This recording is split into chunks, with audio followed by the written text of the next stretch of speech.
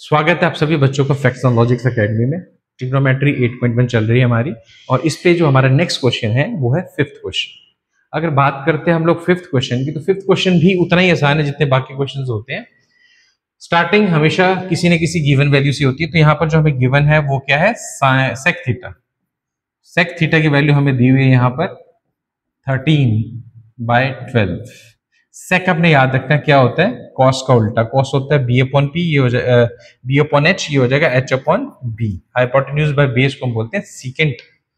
तो इसके बाद आपको बनाना है एक ट्राइंगल। ट्राइंगल में एंगल उसने मेंशन किया हुआ थीटा, तो इस एंगल को आपने थीटा मेंशन कर देना है। थीटा के सामने वाली साइड परपेंडिकुलर, नीचे बेस है, और तिरछी वाली को बोलते हैं हाइपोटेन्यूज। इतना याद रखना है। हाइपोटेन्यूज आपकी 13 है, तो हाइपोटेन्यूज कितनी है 13, बट रेशियो में तो के साथ में जरूर लिख लेना है। बेस 12 है तो 12 के लिख लेना है। तीसरी साइड आपको ढूंढनी है। ढूंढने का फॉर्मूला कौन सा है, वही पाइथागोरस। तो चलते हैं, फॉर्मूला क्या रहेगा, तिरछी वाली साइड का स्क्वायर। नाम डाल देते हैं, कोई बात नहीं, एबीसी। क्या कहता है ये, एसी का square is equal to AB का स्क्वायर प्लस बीसी का स्क्वायर। ये फॉर्मूला देगा। एसी की वैल्यू कितनी है 13 के, एबी की वैल्यू कितनी रहेगी 12 के, और बीसी की वैल्यू कितनी रहेगी ढूंढनी है आपको। तो क्वेश्चन मार्क मार दो उस पर, ऐसे लिख दो। 13 का कितना होता है 169, 12 का कितना था 144। स्क्वायर्स आपने याद कर लेने, बचपन से हम लोग याद कर रहे हैं, अच्छे से स्क्वायर याद कर लोगे, आपका टाइम बचेगा, आपको फायदा होगा इस चीज का। तो बीसी की मैंने वैल्यू फाइंड करने के लिए इसको यहाँ माइनस कर दिया है। 169 माइनस 144 कितना होता है 25। 25 का square equal to BC square आ गया। अगर मैं बीसी को यहाँ से रूट हटाऊं तो इसका कर दूं, कितना आएगा 25 का रूट सबको पता है कितना होता है 5। तो बीसी की वैल्यू आ जाएगी 5k। तो हम यहाँ क्या लिख सकते हैं 5k आपकी वैल्यू आ गई है, ठीक है। 5 की वैल्यू आ गई तो मतलब बीसी हमें पता चल गया, परपेंडिकुलर हमें पता चल गया। अब ये क्वेश्चन क्या कहता है कि अगर आपको ये वैल्यू पता थी तो बाकी जितनी भी ट्रिग्नोमेट्रिक रेशियोज है वो फाइंड करके दिखाओ। तो हमें पता 6 ट्रिग्नोमेट्रिक रेशियोज होती है, उसमें से एक गिवन है, तो बाकी हम ढूंढ लेते हैं। तो सेक का उल्टा क्या होता है कॉस, पहले तो वही लिख लेते हैं। कॉस क्या होता है सेक का उल्टा, तो इसका उल्टा कितना हो जाएगा 12/13। पहले तो ये याद किया करो, पेयर याद कर लिया करो, तो एक तो फ्री मिलेगी आपको। तो फ्री चीज किसको अच्छी नहीं लगती।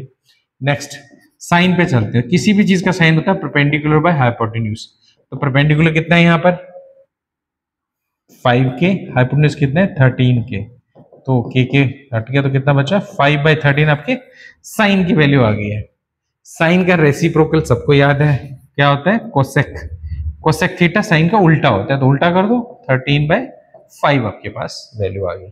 इतना क्लियर हो गया आपके पास। ये 4 तो मैंने निकाल दिए, अगर 5वीं भी निकालना चाहते तो वो भी निकाल देते, उसमें क्या इशू है, वो भी हो जाएगी, वो भी निकाल देते हैं यहाँ से।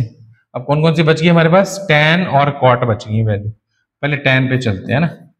tan थीटा क्या होता है परपेंडिकुलर बाय बेस। तो परपेंडिकुलर कितना है यहाँ पर आपका 5k, बेस कितना है 12k।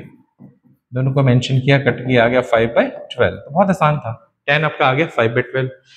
tan का रेसिप्रोकल cot होता है, मतलब इसका उल्टा 12/5, तो cot की वैल्यू भी आ गई। तो आपने देखा मैंने कितनी आसानी के साथ 6 की 6 ट्रिग्नोमेट्री वैल्यूज निकाल दी। हल्का सा एक हिंट था, मतलब एक छोटी सी चिंगारी की जरूरत है, आग ऑटोमेटिक लग जाती है। तो ये थी हमारे पास वो चिंगारी। चिंगारी क्या थी, सेक। सेक दिया हुआ था, बाकी 5 ट्रिग्नोमेट्री वैल्यूज उसने पूछी थी। हमने ट्रायंगल बनाया, जो हमें हिंट दिया था उसको यूज करके पाइथागोरस लगाई, तीसरी साइड ढूंढी, तीसरी साइड को यहाँ पुट किया। पुट करने के बाद हमें जो भी चीजें चाहिए थी उनके फॉर्मूलाज लिखे, वैल्यूज डाली, आंसर आपके सामने। बहुत आसान है, अगर इसी तरीके से ट्रिग्नोमेट्री करोगे तो आपको प्यार हो जाएगा ट्रिग्नोमेट्री से। 5 क्वेश्चन आपके हो गए हैं। आई थिंक आप साथ साथ में रिवाइज भी कर रहे हो। डेली अगर आप एक क्वेश्चन भी करोगे, डेली 2-3 भी कर सकते हो, बहुत आसानी से क्वेश्चन हो जाते हैं, बट एक भी कर रहे हो तब भी आपका काम चल जाएगा। लेकिन अपने वीडियो रिवाइंड बार बार करके देख लेना, आपकी कोई गलती कभी नहीं होगी। तो फिफ्थ आपको समझ आ गया, मैं ये मान के आगे बढ़ रहा हूँ।